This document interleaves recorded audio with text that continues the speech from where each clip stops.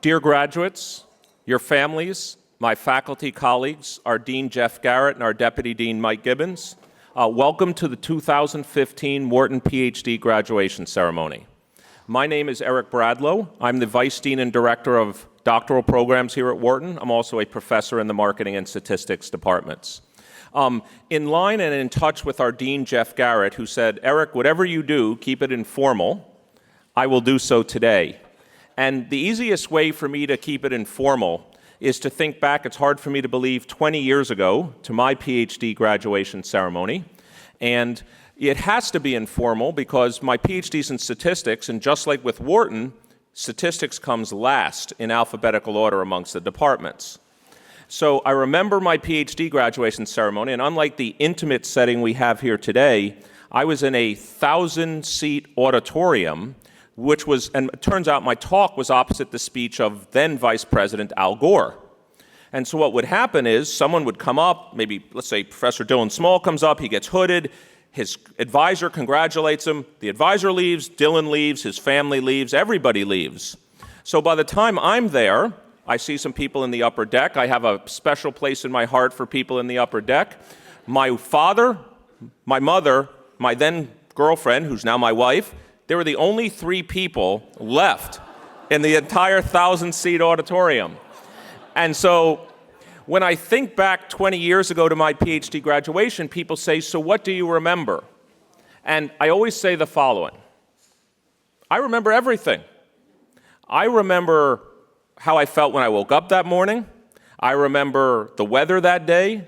I remember walking in. I remember, in fact, I could probably pick out the seat I was in that 1,000-seat auditorium. I remember, again, as I mentioned, no one else being there except for my family and my advisor.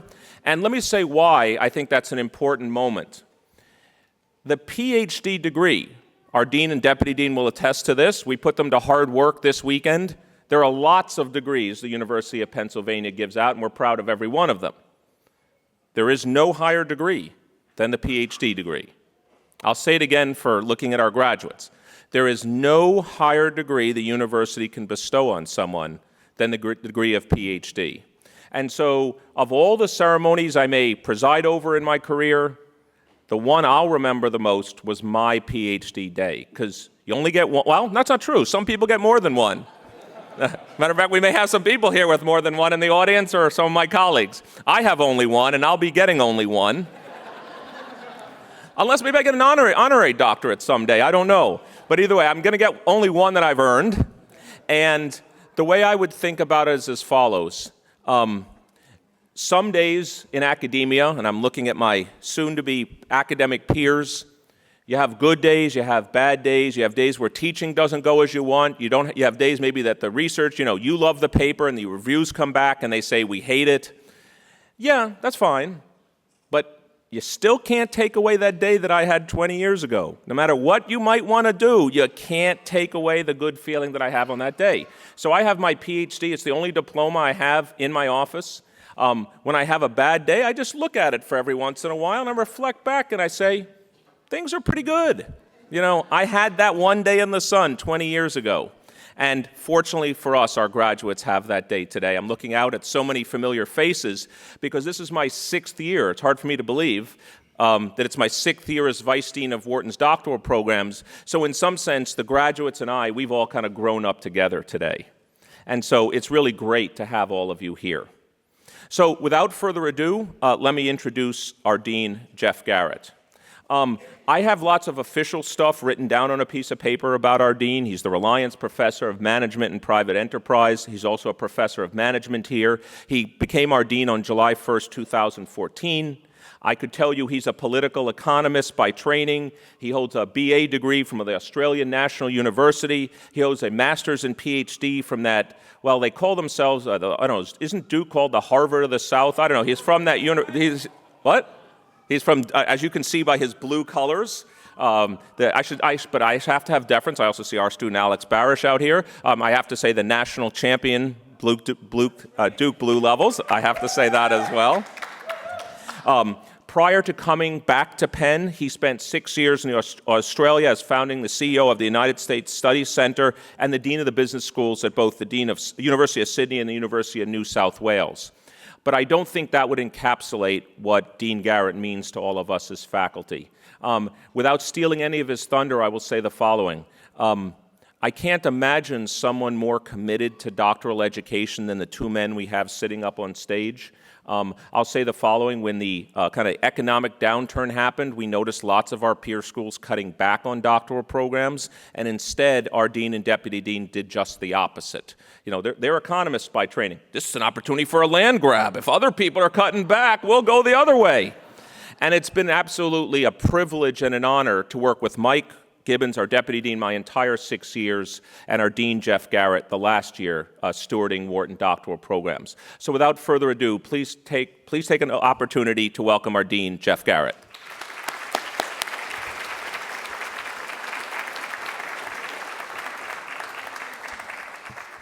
Good morning, everybody. It's always hard following Eric. You know, he thinks of himself as a sort of insider guy, a Mr. Fix-It, but, you know, when he's up on the podium, he just lights up. And he told you that I told him that he had to be informal rather than formal. Of course, I was only talking about his introduction of me. But I do think occasions like this, and which are extraordinarily special, we just have to get the balance right, I think. On the one hand, we do have to wear lots of silly hats and warm gowns and other things because the heritage of universities and the heritage of the PhD in particular are so long and distinguished. But on the other hand, I don't think I'd go with informal. I'd go with a different cliche that is just true, which is you've got to feel the love. There's so much love on occasions like this. You know, the love that we all have for learning, the love we have for our students, family and friends, young and old, who are supporting our graduates. There should always be a lot of love in the room. So we have to get that nice optimal balance, the Goldilocks balance between the pomp and circumstance of a graduation and the love that's in the room. Eric asked me to reflect on three things, which I was really happy to do, and let me see if I can do it very, very quickly. The first one is he asked me, what did getting a PhD mean to you? That is, to me. And the answer is very straightforward. It changed my life, and I owe my entire life to getting a PhD. Let me explain that to you very briefly. I was sitting in a small town in Australia, Canberra, the national capital. My father was a 40-year bureaucrat in the Australian government. My mother worked in the Australian government. My brother and sister still work in the Australian government. I came to the US to do a PhD having no idea what I was getting myself in for. I just thought it was a great idea that an American university might pay me to live in the US for a little while.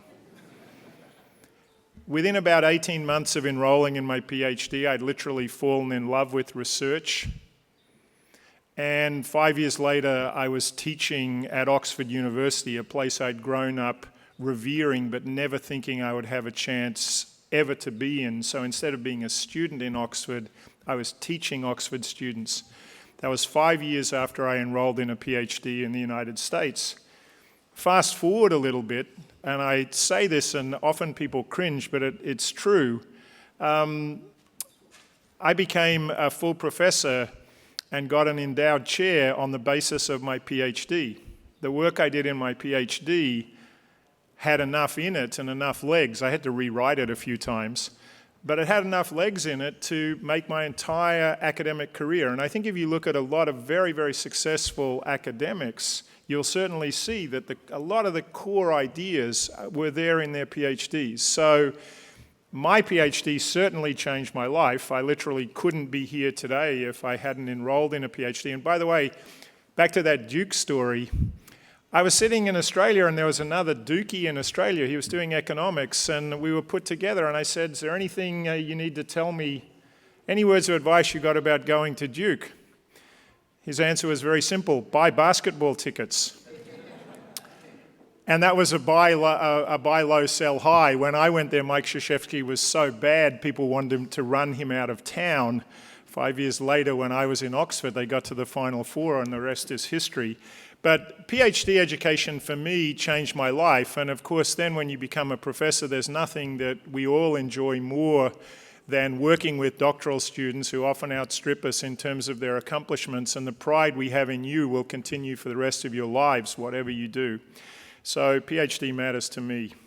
Second question, what does PhD mean for Wharton, Eric asked me. I tell a very simple story, it happens to be true. I've gone through 7 or 8 board meetings. Wharton's got a lot of boards. And no surprise, there are a lot of private equity people on Wharton boards. And we've been doing a kind of P&L by division of the Wharton School that I've been running out in front of our board members. And the P&L, when it comes to doctoral education, there's a lot below the line. And I asked the people, I asked our board members, you know, we know you're much more sophisticated than being strip and flip private equity types. But when you look at our P&L by division, what would you do with doctoral education? And the answer is almost a unanimous one. We need to double down on doctoral education, because what is the most distinctive feature of the Wharton School?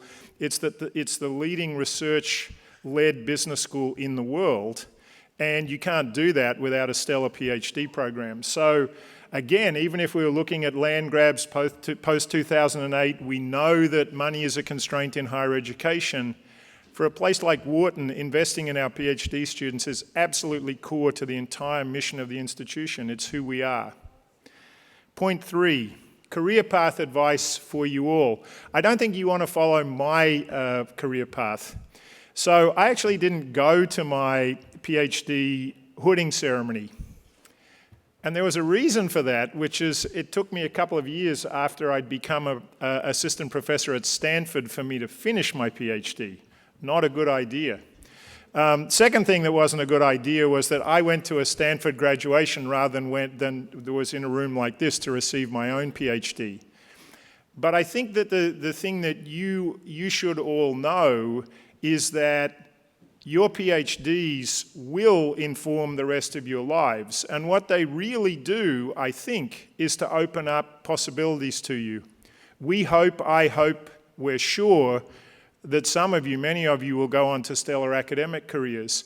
But I think it's true in the modern world, particularly in a business school, that PhD education has a lot of value outside the pure world of academia. And we've noticed this in career paths of our students. People are killing it in universities, but they're also killing it outside. So what I think I would naturally say to a class of undergraduates or MBAs, I also say to you, which is that your success is our success. So go for it. We're really proud of you. Never forget us. Congratulations.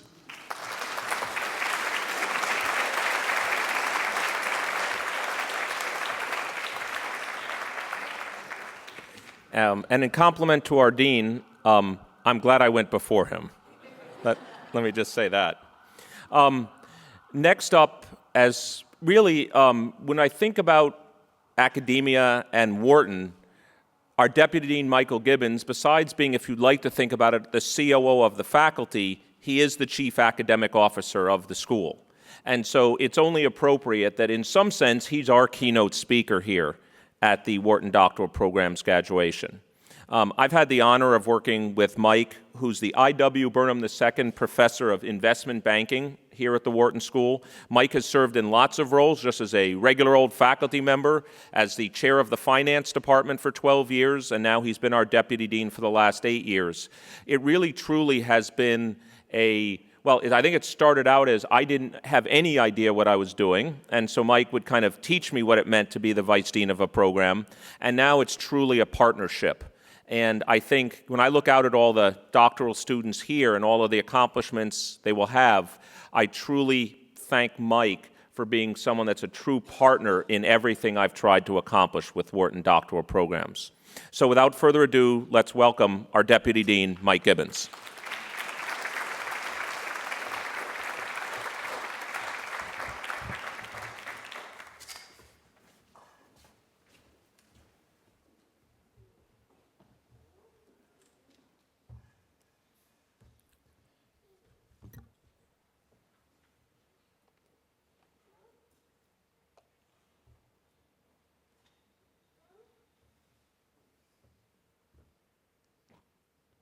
There you go. Well, I can tell you I'm now relaxed because as I sat in that chair, all I could imagine was tripping on my robe as I walked across the stage. There's still an opportunity to do that, but all right. So, welcome graduates, faculty, families, and friends. Most of the graduates in this room today will spend the rest of their lives involved in research and teaching. And what I want to do today is to draw a parallel between the growth of a language, like English, and our graduates' growth in their professional careers in research and teaching. The connection between the two may not be obvious, but in fact there is one. This turns out to be all about the power of communication, the power of marketing, and the power of teaching.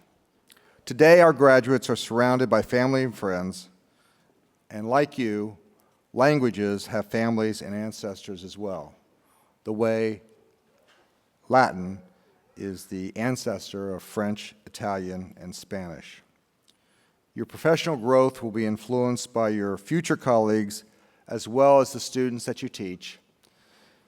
Similarly, languages are influenced by its neighbors and, in the case of English, was spread around the world and it changed and it was shared and shaped by languages on other shores. For me, I understand English in southern Ohio, which is where I grew up. And to some extent, I understand everyone in America pretty well. But I have to admit that sometimes when I'm watching British movies, I could use subtitles. And truth be told, I lose about 20% of what Dean Jeff Garrett says.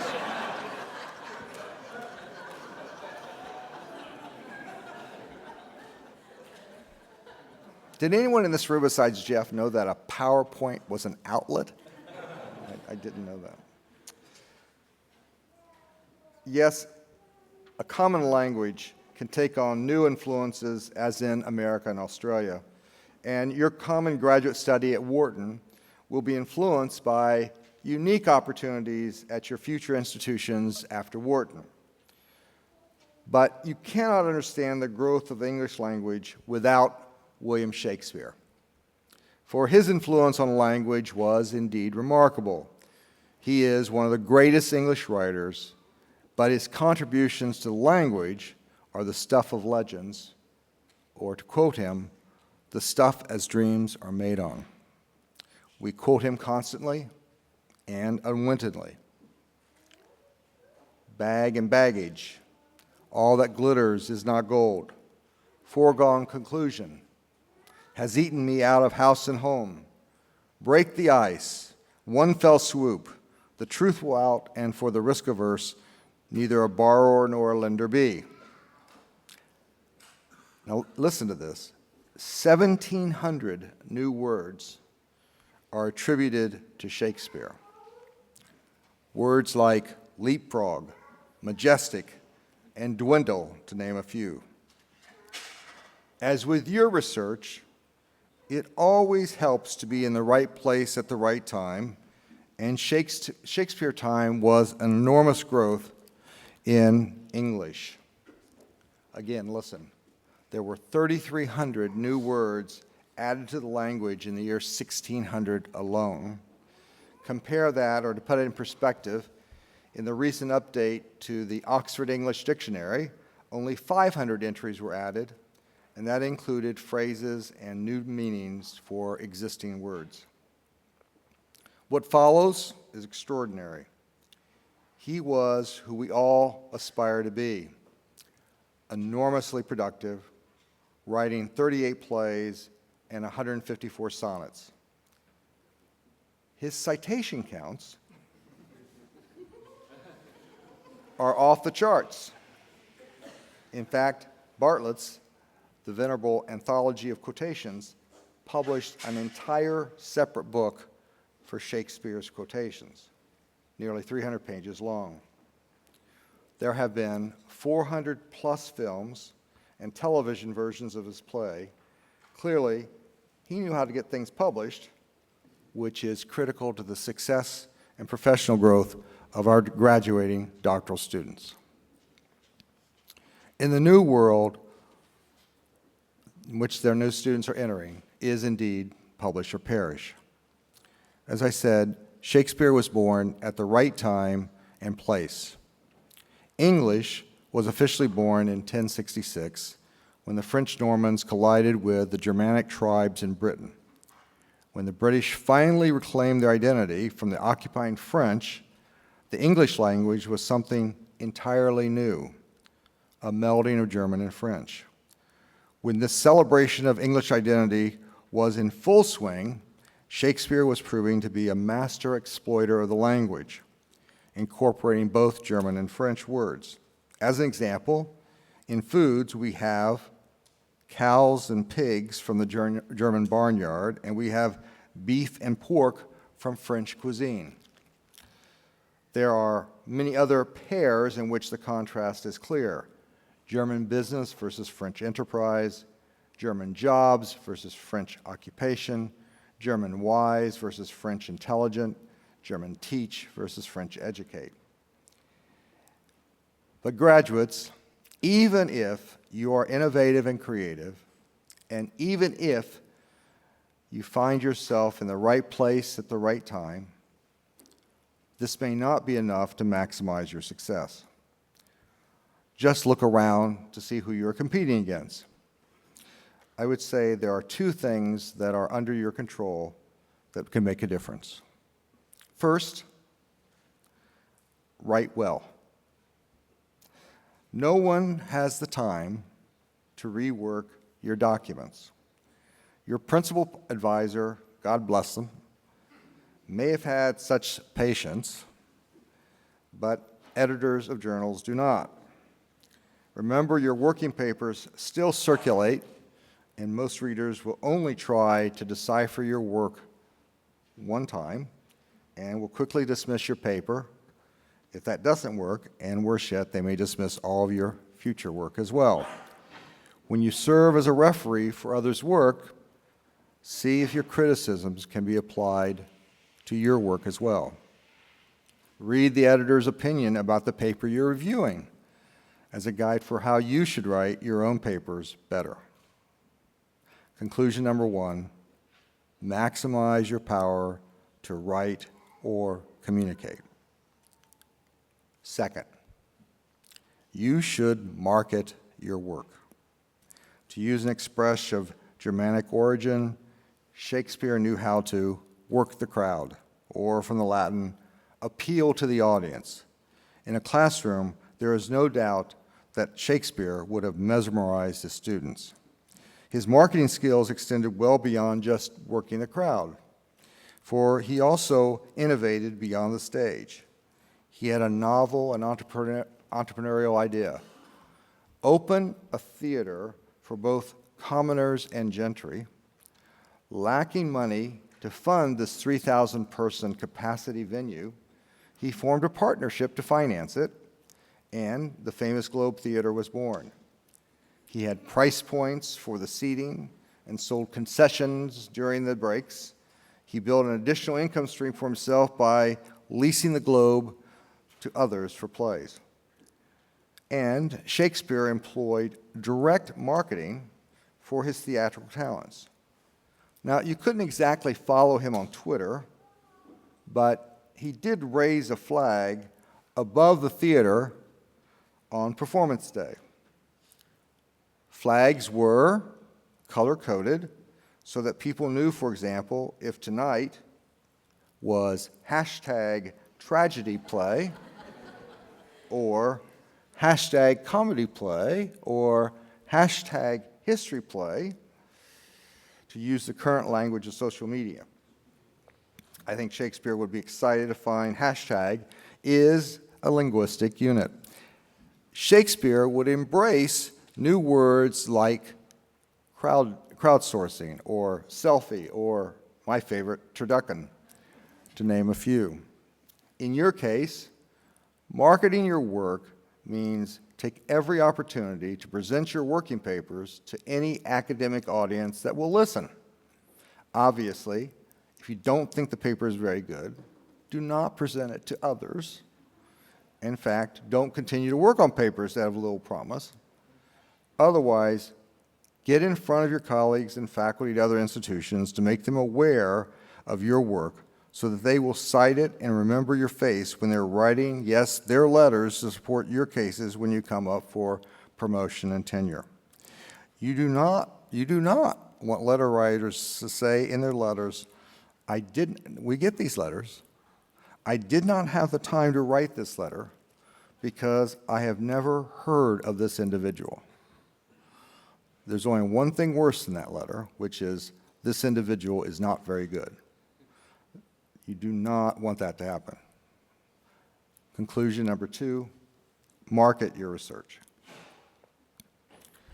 Not even the linguistic prowess and the marketing skills of Shakespeare could have increased the 4 million plus English speakers of his lifetime to the 1.2 billion English speakers around the world today. English is spoken in many countries, although the spread of English is partly by chance, its dominance is not an accident. Places like the United States, Canada, and Australia were settled by millions of English speakers. However, in multilingual settings like Africa and India, it was the British approach to teaching English which accelerated the spread of language. Countries with other language did colonize, but few of these countries extended the language with the same kind of outcome. If you ever have doubt about the power of teaching, all you have to do is look at how the British adopted a successful teaching strategy during the colonization period. First, they understood how to accomplish their goal. Second, the British trained their teachers because good teaching does not happen by accident. Third, they made their teaching relevant to the culture.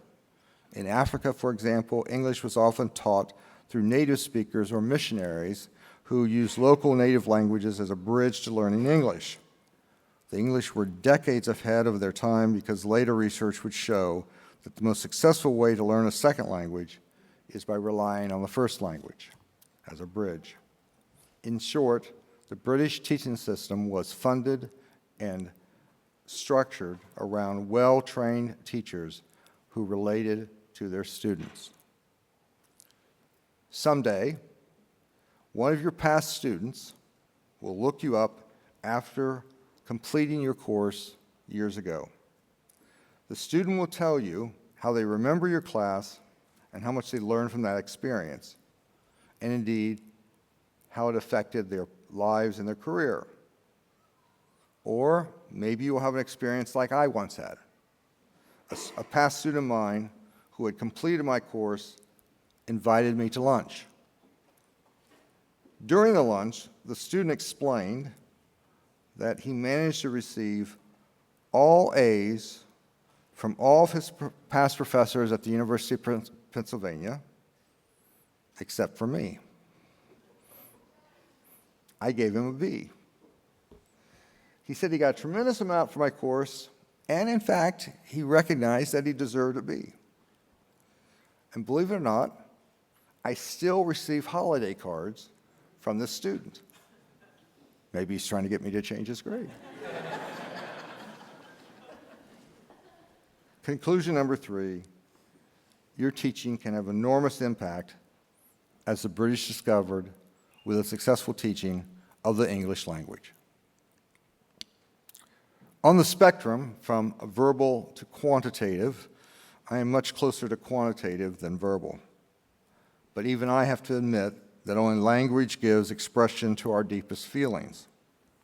The feeling of joy when you get your letter of acceptance from Wharton, the sense of despair when you enter your first class on econometrics, the feeling of frustration when you realize that the project you worked on for 3 months would not work, the feeling of relief when your dissertation was accepted, and the jubilation of accepting that job offer. So on behalf of the faculty, only language can express the admiration, pride, and fulfillment we feel in your successes today. As you know, we call this commencement because it is the beginning for you. And to quote one of the fathers of the English language, William Shakespeare, what is past is prologue. Let your futures begin.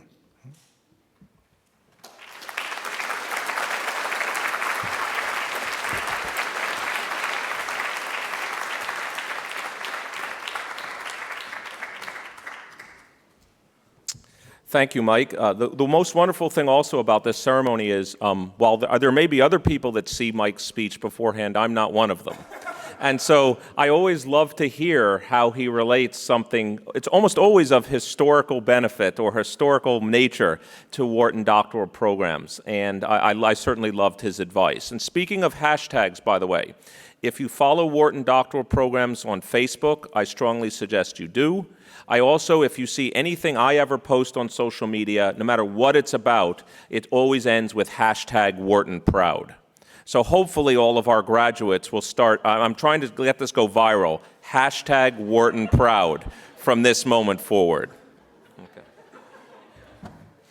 Okay. So it's now that actual time of the PhD graduation ceremony where we begin the official conferring of degrees. So here's how the ceremony is going to work. So for our PhD graduates who are sitting here, I will announce a graduate's name. I will read their advisor or advisor's names. I'll read their dissertation title. That person should then come forward up your left-hand side of the stage with their hood in their hand. Their advisors, my faculty colleagues here, should come up this side of the stage, and then the hooding will take place in the center. So students up the left, faculty up the right, you meet in the middle.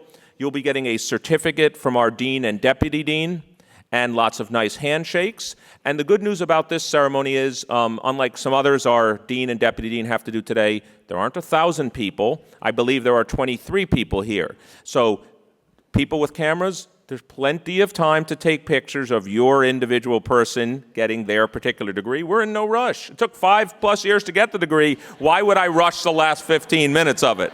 Makes absolutely no sense to do that.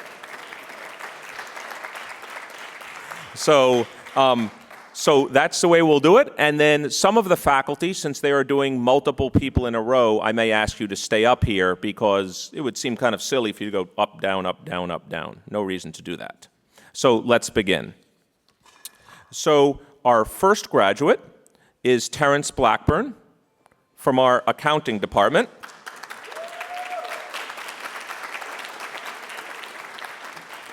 Dissertation title is Regulatory Oversight and Financial Reporting Incentives, Evidence from SEC Budget Allocations. His advisors were Wayne Gay and Lucy Heil, and Wayne Gay, my colleague from accounting, will hood him.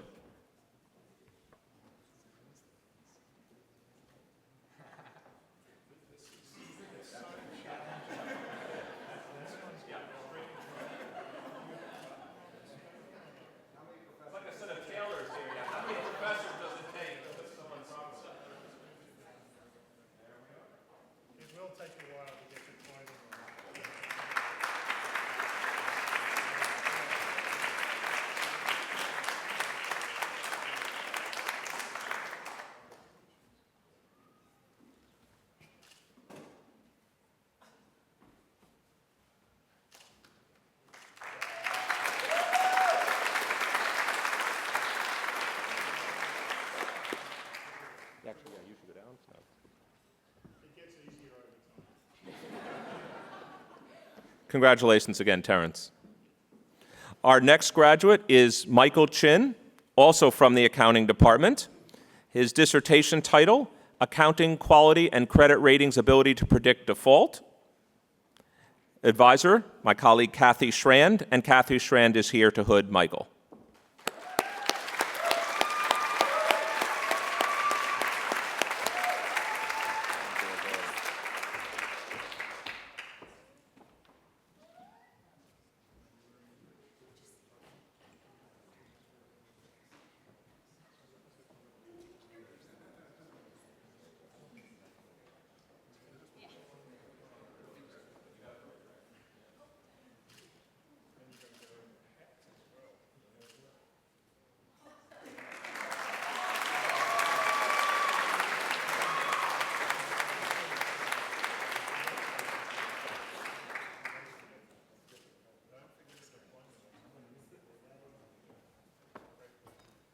Congratulations again, Michael.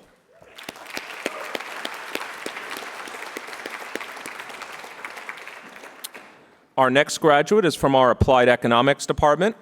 G. Bai. Dissertation title, Essays on the Role of Knowledge in Recent Chinese Development. Advisor Howard Pack. My colleague Joe Harrington is here to hood G.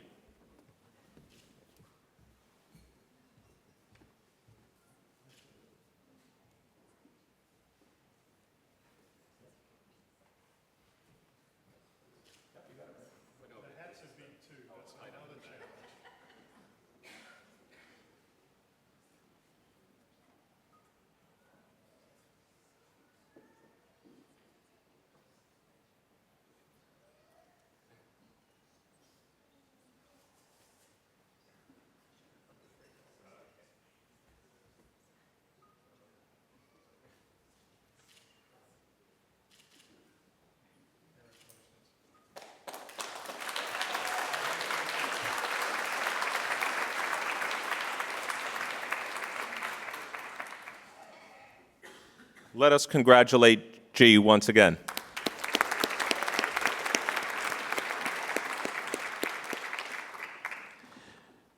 Our next graduate is Peter Blair from our Applied Economics Department. His dissertation title is Essays on Residential Segregation, the Economics of Prestige at the Elite Colleges and Property Rights. His advisor is my colleague and friend Todd Sinai. Todd Sinai is here to hood Peter.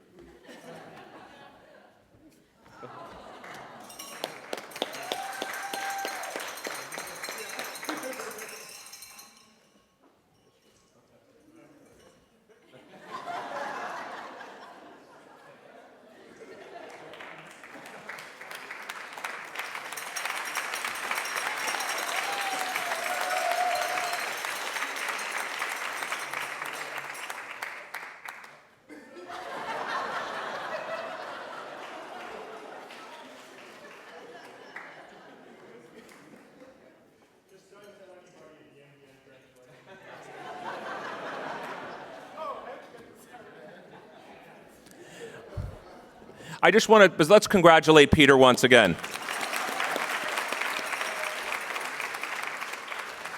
Before going to our next graduate, I just want to say one thing. In my 6 years as Vice Dean of Doctoral Programs, Peter has really been a true partner in helping us promote Wharton Doctoral Programs, serving with Kathy and others on many events. So Peter, my deepest of thanks to you. Thank you very much. Our next graduate is Anthony DeFusco from the Applied Economics Department. His dissertation title, Essays on Mortgage Choice and Housing Economics. His advisors, Joseph Jurko and Fernando Ferreira. Joe is here to hood Anthony.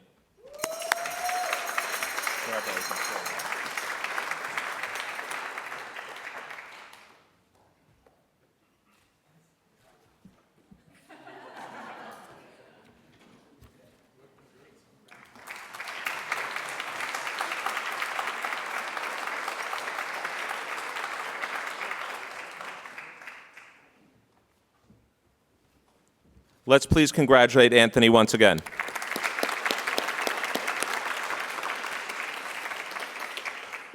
Our next graduate is David Muir from the Applied Economics Department.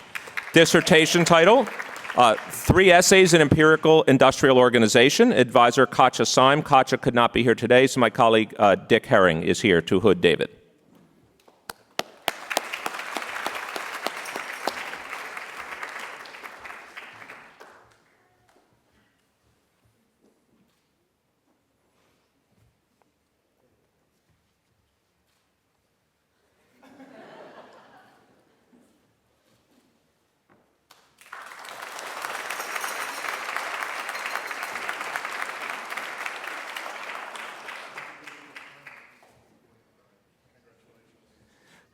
Congratulations once again to David.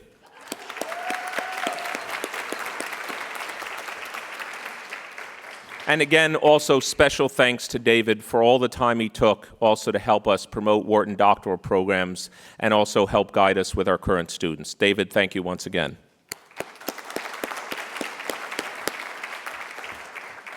Our next graduate is Albert Zevelev from the Applied Economics Department. His dissertation title, Essays on Household Finance and Credit Markets. His advisor is Susan Wachter. Susan could not be here today, so Joe Harrington will hood Albert.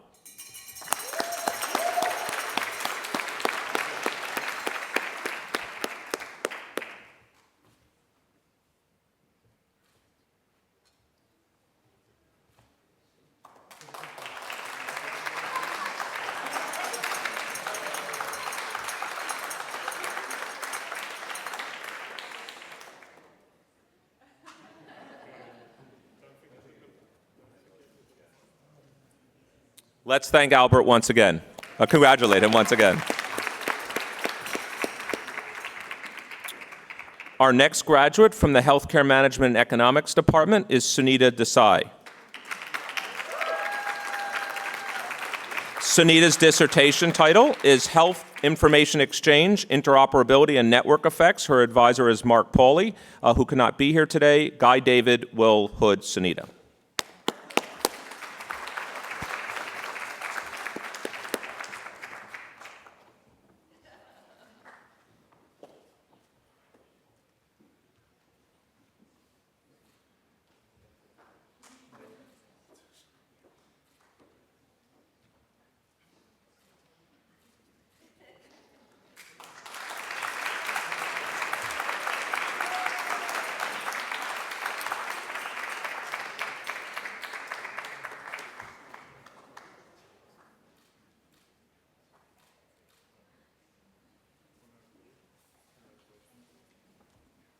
Let's congratulate Sunita once again.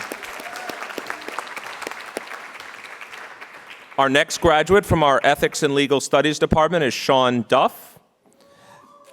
Sean's dissertation title is The New Financial Stability Regulation. His advisors are Eric Orts and David Zering. David is here today to hood Sean.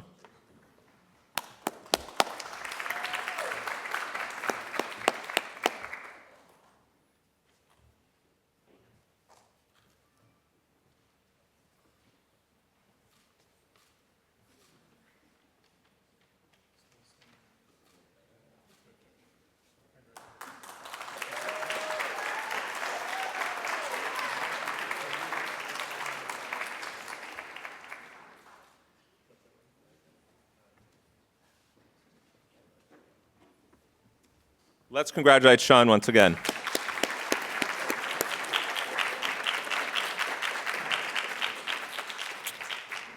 Our next graduate is Ian Appel from the Finance Department. His dissertation title, Essays in Corporate Governance. His advisors are Todd Gormley and Michael Roberts, who could not be here, so David Musto is here to hood Ian.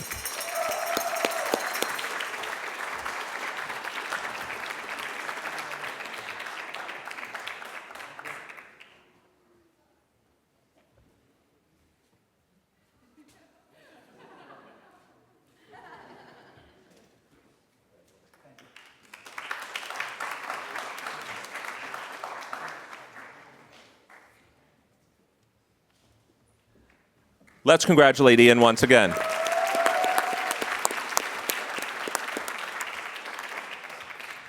Our next graduate is Christine Dobridge from the Finance Department. Her dissertation title is Essays in Corporate and Household Finance. Her advisor is David Musto, and David is here to hood Christine.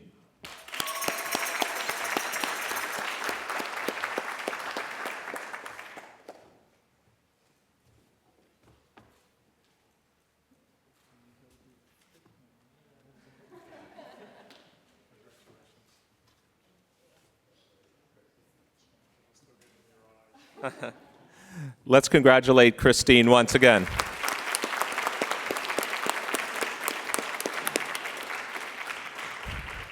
And special thanks from me personally go to Christine for lots of conversations we've had about ways to improve and make Wharton Doctoral programs better. So thank you, Christine. Our next graduate is Darian Wong from the Finance Department. His dissertation title is Essays in Asset Pricing. His advisor, Amir Yaron, could not be here today, so David Musto is here as well to hood Darian.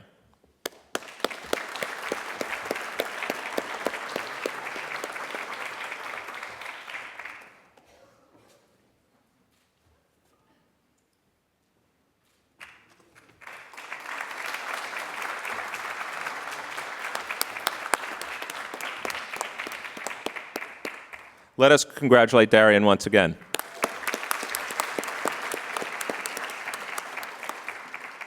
Our next graduate from the Finance Department, Sang Byung Seo.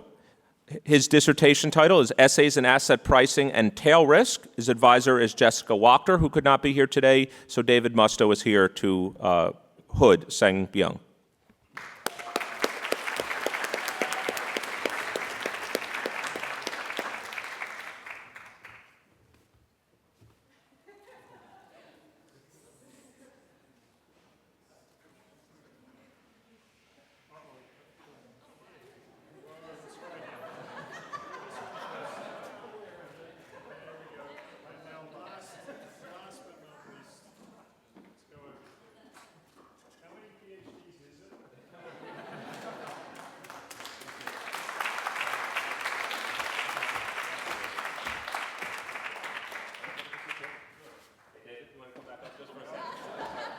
David did a little stair work today.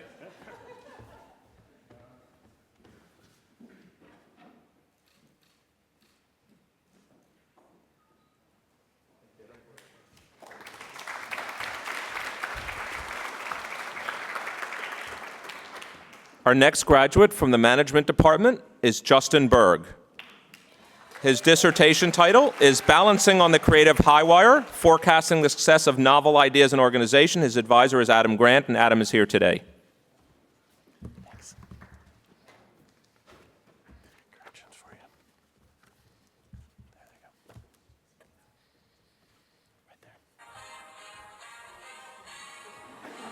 Right there.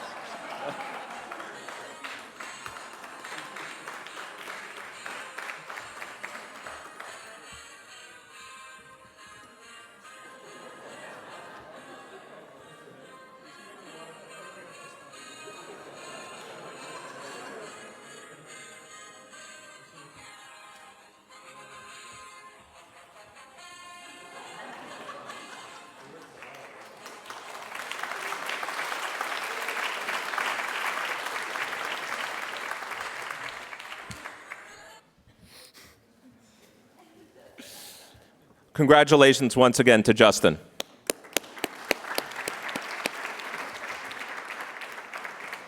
Our next graduate is Wendy Ham from our Management Department. Wendy's dissertation title is Computational Models of Information Processing. Her advisor is Dan Leventhal.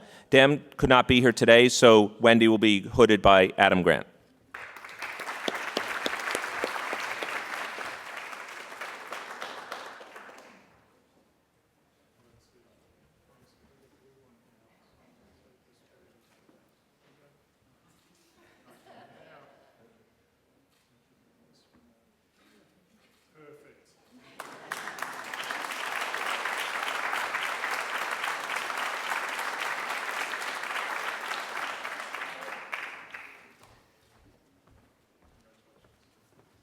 Let's congratulate Wendy once again. Our next graduate, also from our Management Department, Joseph Keller. Dissertation title, Markets, Networks, and Internal Mobility, the Allocation of Human Resources Within Contemporary Organizations. His advisor is Professor Peter Capelli, and Peter is here today.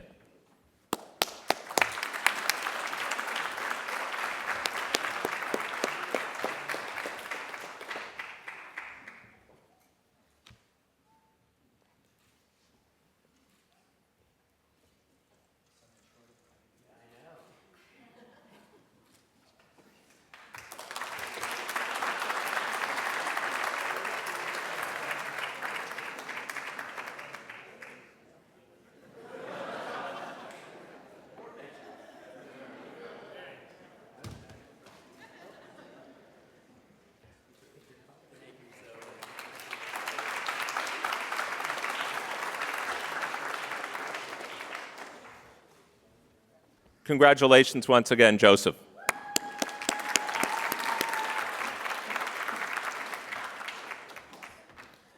I may start crying because of the next two, because they're from my home department, marketing, but I'll do my best. Our next graduate is Jeff Chai. Jeff dissertation title, Silent or Salient, Perks and Perils of Performance Posting.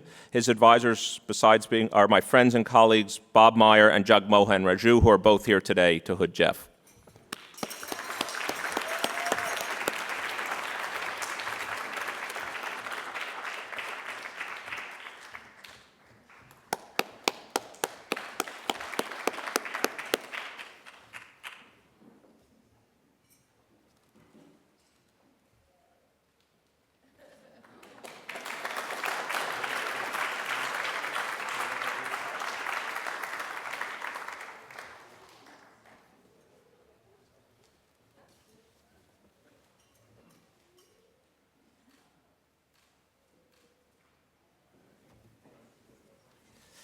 Jeff, congratulations once again.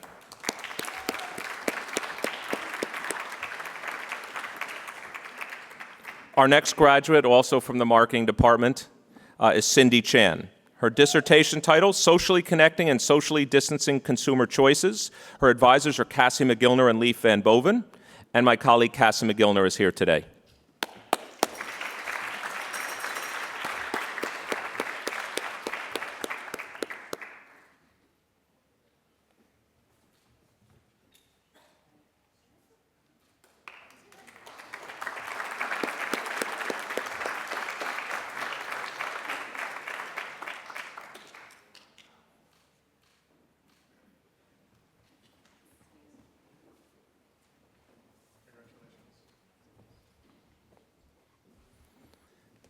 Thanks. Let's congratulate Cindy once again.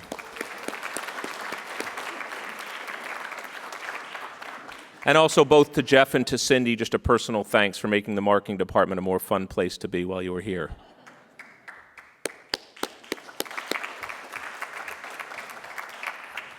Our next graduate from the Operations and Information Management Department, Heng Chen Dai. Heng Chen's dissertation title, Putting Your Past Behind You, Why and How Fresh Starts Motivate Goal Pursuit and When They Backfire. Her advisors, Katie Milkman and Marie Schweitzer. Katie is here today. Oh, just you. No Marie. Joe was the next one. Oh. Oh. Oh.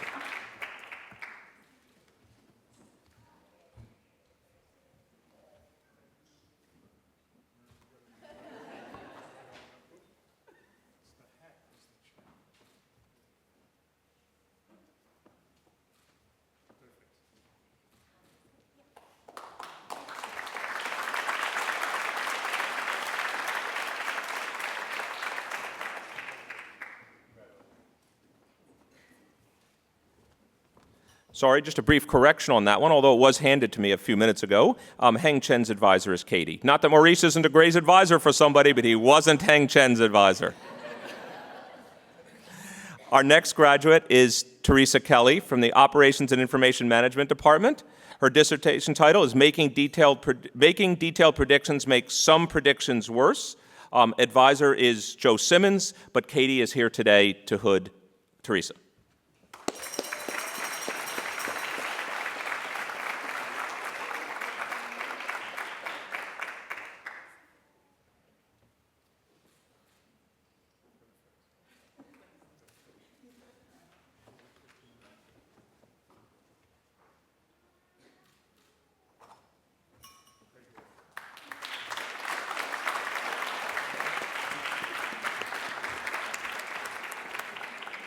Congratulations. Let's congratulate Teresa once again.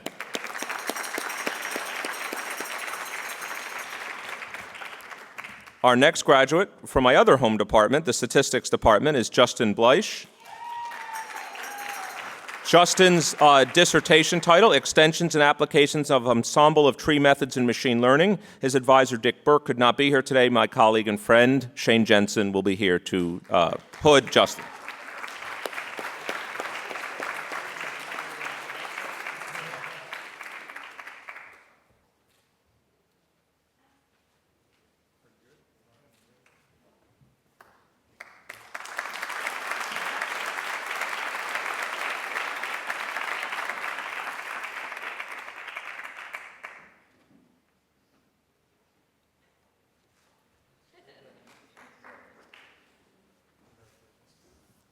Let's congratulate Justin once again.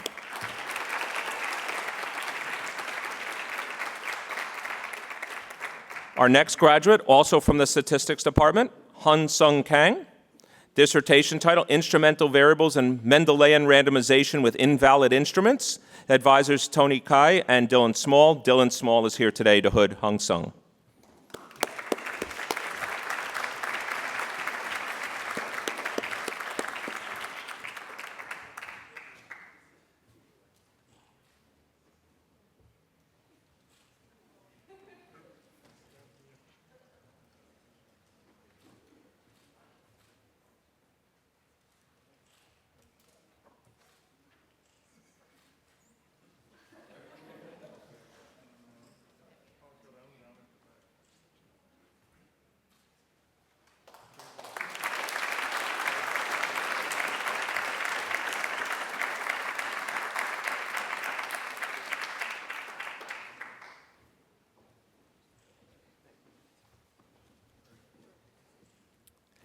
And I guess given my opening story about me being the last person, it's only appropriate that our last graduate today, Julie Novak from the Statistics Department, her dissertation titled Bayesian Modeling and Consumer Behavior in the Presence of Anonymous Visits, and her advisors are Eric Bradlow and Shane Jensen. So 20 years it's taken to come full circle. One of my students is also last but not least.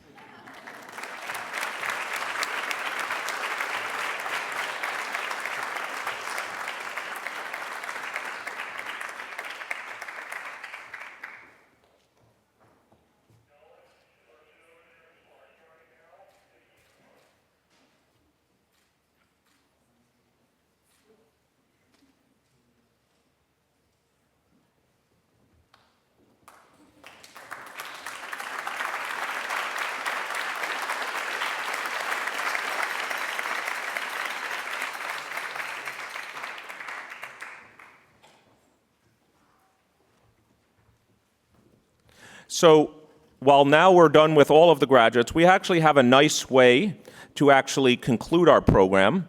I would like it if all of the graduates could please come up on stage.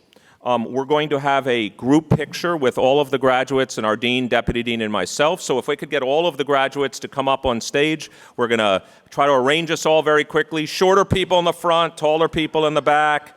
Let's see if everyone can come up and let's take a nice group picture. Maybe if our dean and deputy dean could be on that side and I'll be on this side here.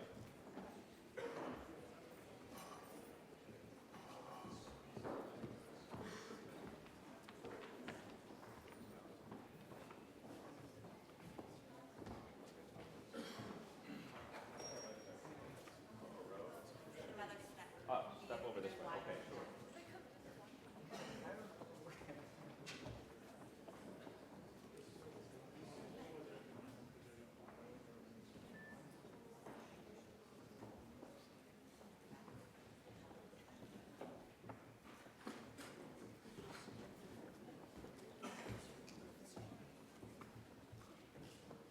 We have some room over here.